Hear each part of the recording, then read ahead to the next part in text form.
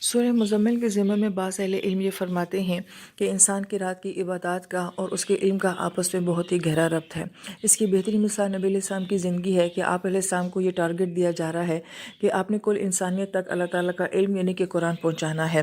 لہٰذا آپ کا جو بھی کام دن میں ہوا کرتا تھا وہ سب کا سب دین ہی کے لیے ہوا کرتا تھا، مگر اس کے باوجود بھی اس کام کے لیے یعنی کہ ایک قرآنی علم کو دنیا تک پہنچانے کے لیے آپ علیہ السلام کو سب سے پہلے جو حکم دیا جا رہا ہے وہ رات کی نماز کا اہتمام کرنے کا دیا جا رہا ہے۔ پھر اس کے بعد ہم صحابہ کرام کی زندگیوں کو دیکھتے تھے کہ ان کے دن سارے کے جو کام ہوا کرتے تھے وہ کسی نہ کسی دینی سٹرگل میں ہوا کرتے تھے۔ اگر مکی دور کے صحابہ کرام کو دیکھیں،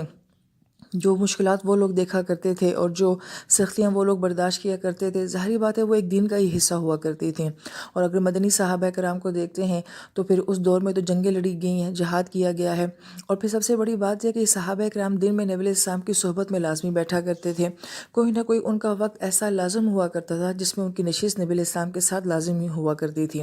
مگر اس کے باوجود ہم یہ دیکھتے ہیں کہ گویا کہ پورا دن جو ہے وہ ایک دینی جہت میں گزارنے کے باوجود بھی ان لوگوں کا رات کی عبادات میں بہت زیادہ اہتمام ہوا کرتا تھا۔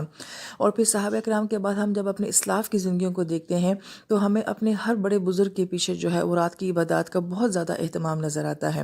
یہاں پہ بعض اہل علم یہ فرماتے ہیں کہ بالخصوص کچھ ہستیاں ایسی ہیں کہ جن کے علوم کو اللہ پاک نے بہت قبول کیا اور ان کے فیض کو اللہ پاک نے دیر تک اور دور تک جاری فرمایا۔ ہم یہ دیکھتے ہیں کہ ان لوگوں کا بھی رات میں اللہ تعالیٰ کے ساتھ ایک خاص تعلق جو ہے وہ عبادات پہ ہمیں نظر آتا ہے، جس کی بہترین مثال جو ہے وہ امام ابو حنیفہ رحمہ اللہ تعالیٰ کی ہمیں نظر آتی ہے کہ آپ کا دن کا اکثر حصہ جو ہے وہ درس و تدریس میں ہی گزرا کرتا تھا، اور آپ کے علم کی جو برکات ہیں اس سے کون واقف نہیں ہے۔ آپ کے بارے میں آتا ہے کہ فجر کی نماز کے بعد بھی آپ کا ایک علمی حلقہ لگا کرتا تھا، اور اس کے بعد آپ کا کپڑے کا کاروبار تھا، کچھ وقت آپ اس کو بھی دیا کرتے تھے، اور دن میں بہت ہی مختصر سے آرام کے بعد پھر آپ کا شام میں بھی جو ہے وہ علمی حلقہ لگا کرتا تھا، اور جب رات آتی تھی تو پھر آپ کا قیام شروع ہوتا تھا جو کہ فجر کی نماز تک رہتا تھا۔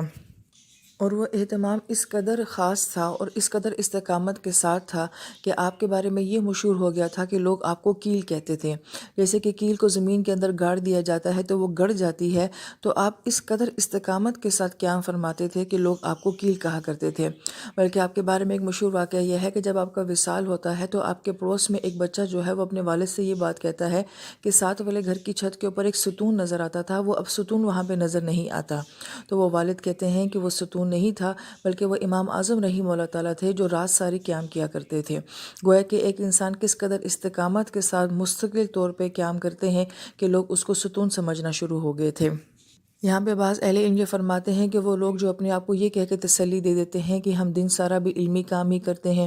دینی کام ہی کرتے ہیں، بچوں کو پڑھنے پڑھانے کا کام کرتے ہیں، کلاسیں لیتے ہیں یا مدارس کی خدمت کرتے ہیں، تو شاید ہمارے لیے رات کی عبادات جو ہے وہ اتنی ضروری نہیں ہے کہ دن ہمارا اتنا مشقت میں ہوتا ہے۔ تو پھر ان لوگوں کی مثال دی جاتی ہے کہ ان لوگوں نے بھی اپنے دن سارے انہی کاموں کے باوجود جو کہ درس و تدریس سے ہی ہوتے تھے مگر راتوں میں اللہ کے سامنے لازمی کھڑے ہوتے تھے۔ یہی وجہ ہے کہ ان کی راتوں کی عبادات کا اثر جو ہے وہ ان کے علم میں نظر آتا ہے کہ اللہ تعالیٰ نے ان کے علم کو کتنا پھیلایا ہے، کس کس بر اعظم تک پہنچا ہے، کتنے کتنے لوگ ہیں جو ان کو فالو کرنے والے ہیں، جو آج بھی اپنی کتابیں کھولتے ہیں تو انہی کے علم کو پڑھتے ہیں۔ اور یہاں پہ بعض اہل علم بڑی اہم بات یہ فرماتے ہیں کہ یہ نہیں دیکھا جاتا کہ آپ کو فالو کرنے والا کون ہے، بلکہ یہ دیکھا جاتا ہے کہ فالو کرنے والے کا کیلیبر کیا ہے۔ تو ہم یہ دیکھتے ہیں کہ استاد کی عظمت کا اندازہ جو ہے وہ بعض کا شاگرد کی قابلیت سے بھی لگایا جاتا ہے کہ کس قدر قابل لوگ جو ہیں وہ اس استاد کے شاگرد ہیں۔ تو ہم دیکھتے ہیں کہ امام احمد بن حنبل اور امام مالک اور امام شافعی رحمہم اللہ تعالیٰ جیسے جو عظیم لوگ ہیں جو کہ اپنی ذات میں خود ایک بہت بڑی ہستیاں ہیں، وہ لوگ آپ کے شاگرد ہیں۔ اور آپ کے شاگردوں میں بھی امام احمد بن حنبل رحمہ اللہ تعالیٰ کا نام آتا ہے کہ جو کہ بہت بڑی علمی شخصیت ہیں، بلکہ اپنے وقت کے وہ چیف جسٹس بھی رہتے ہیں۔ اور لیکن آپ کی رات کی عبادات کے بارے میں یہ آتا ہے کہ رات میں آپ کا قرآن پاک 7 دنوں میں مکمل ہو جایا کرتا تھا۔ دن میں بھی آپ نے 7 منزلیں رکھی ہوئی تھیں، دن کا قرآن پاک علیحدہ سے ہوتا تھا، اور رات میں جو ہے وہ آپ کا قرآن پاک 7 دنوں میں علیحدہ سے مکمل ہو جایا کرتا تھا۔ اب ایک چیف جسٹس کی دن میں کیا مصروفیات ہوتی ہیں، پھر اس کے ساتھ ساتھ علمی حلقے بھی ہیں، مگر اس کے باوجود رات کی عبادات کا اتنا اہتمام ہے۔ پھر امام شافعی رحمہ اللہ تعالیٰ کا نام آتا ہے، جو کہ ایک بہت بڑی علمی شخصیت ہیں، اور آپ کا علم آج کتنے بڑے آزموں میں چلتا ہے۔ آپ کے بارے میں آتا ہے کہ آپ نے رات کو 3 حصوں میں تقسیم کیا ہوا تھا۔ ایک حصہ آپ کتابت کرتے تھے، لکھنے لکھانے کا کام کیا کرتے تھے، دوسرے حصے میں آپ آرام کیا کرتے تھے، اور تیسرے حصے میں آپ نماز پڑھا کرتے تھے۔ اور پھر بخاری شریف کی تالیف کرنے والی ہستی امام بخاری رحمہ اللہ تعالیٰ، ان کے بارے میں آتا ہے کہ جنہوں نے ہر حدیث مبارکہ کو لکھنے سے پہلے وضو کا اہتمام بھی فرمایا اور نوافل کا اہتمام بھی فرمایا۔ تو اندازہ لگایا جا سکتا ہے کہ کتنی احادیث ہیں جو اس کتاب کے اندر موجود ہیں، اتنے امام صاحب کے نوافل جو ہیں ان احادیث کے ساتھ منسلک ہیں۔ تو گویا کہ عبادت اور علم کو جو ہے وہ اکٹھا کیا گیا ہے، تبھی اس کتاب کی قبولیت ہم دیکھتے ہیں کہ آج تک کتنی خاص ہے۔ آپ کے بارے میں آتا ہے کہ ایک شاگرد کہتے ہیں کہ ایک رات میں ہم نے آپ کو 10 سے 15 مرتبہ جو ہے وہ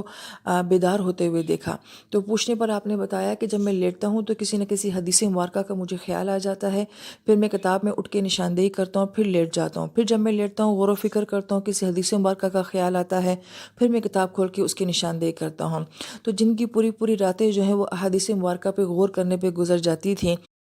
تو ان لوگوں کی علم کی تاثیر کے پیچھے بھی ہمیں رات کی عبادات کا دخل نظر آتا ہے۔ لہٰذا اس طرح کی ہزاروں مثالیں ایسے ہیں جو کتابوں میں موجود ہیں، لیکن اصل بات جو اہل علم فرماتے ہیں وہ یہ کہ ہمارے پاس الفاظ ہوتے ہیں، ان الفاظ کی تاثیر کے لیے یا ان الفاظ کو روح دینے کے لیے انسان کو رات میں اللہ تعالیٰ کے سامنے کھڑا ہونا پڑے گا۔